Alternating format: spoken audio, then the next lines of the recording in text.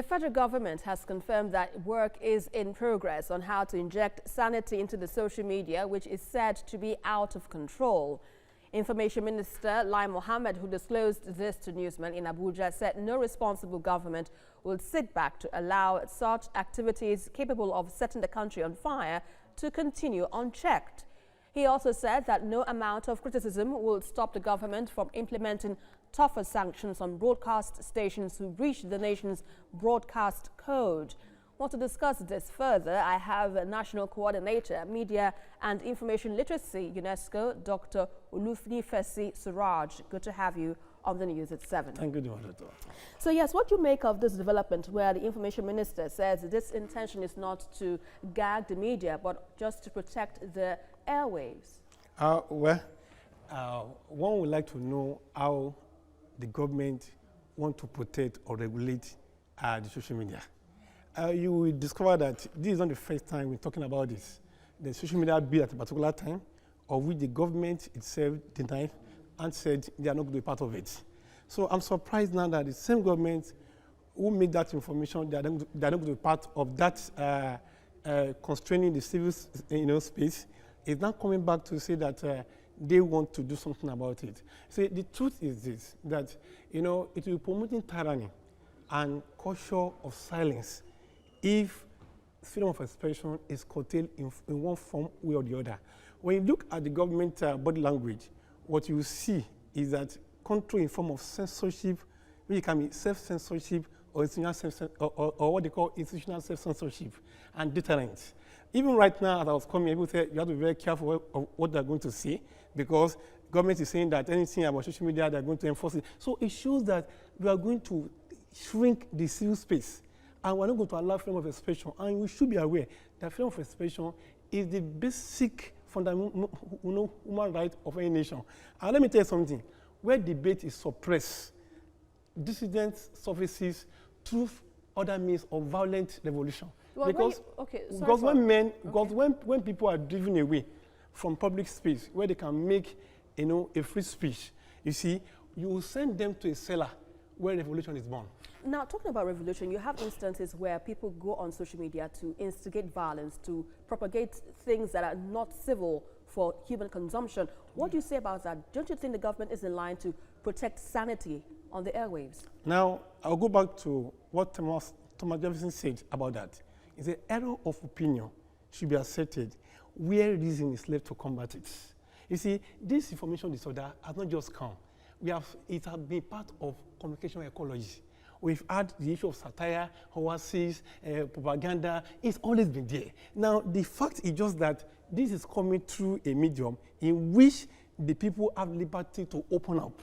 And when you remember very well, you're talking about social media is more of, we're talking about democracy. The media of the people, by the people, for the people. And that's the social media. It brings inclusion. It brings empowerment. It opens up the space. And I will tell you, the government, to shutting them up is creating more of national insecurity. But you're also aware that the social media is also used to propagate terrorism, to propagate violent extremism. Very good. Because, in countries like we have in Germany, we have other EU countries who have employed some laws to checkmate social media stories that are, harmful for human consumption. Take, for instance, China. They have a law against it.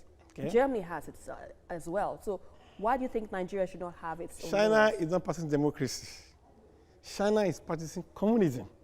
And look, if we're talking about democracy, is it that you want to practice democracy or to practice communism or authoritarian government? What if you begin to shut down the social media? What you are practicing is what I call authoritarian democracy. And let me tell you about Germany. What Germany did was what they call a net DG law.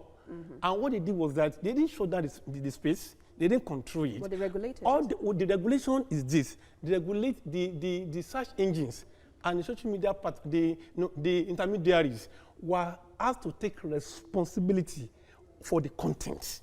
That's totally different from regulating the conversation, all the conversations.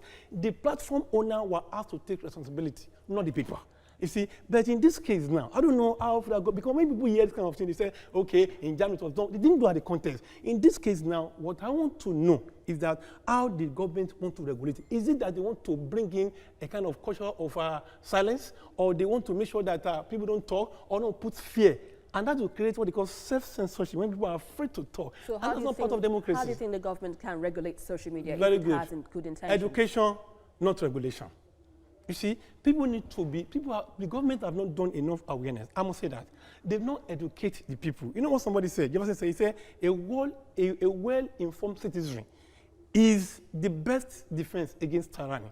And I will tell you that those who want to give up liberty, you see, in the name of safety, we neither have liberty nor have safety. You see, what the government should have done is media, and that's what we preach every day, about media and information literacy. We are talking about don't suppress the social media, don't even counter it. What do? You analyze it. And what you do, you bring about information superiority.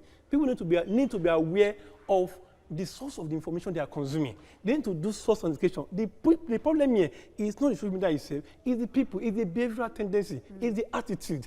People share information without doing source verification, without authenticating information they are receiving, and people tweet without thinking. We are talking here of critical thinking, intercultural dialogue. All right, and that's a fine place to leave it right now. Dr. Olunifesi Suraj, thank you for your insights. Thank you so much. On the News at 7. Yeah.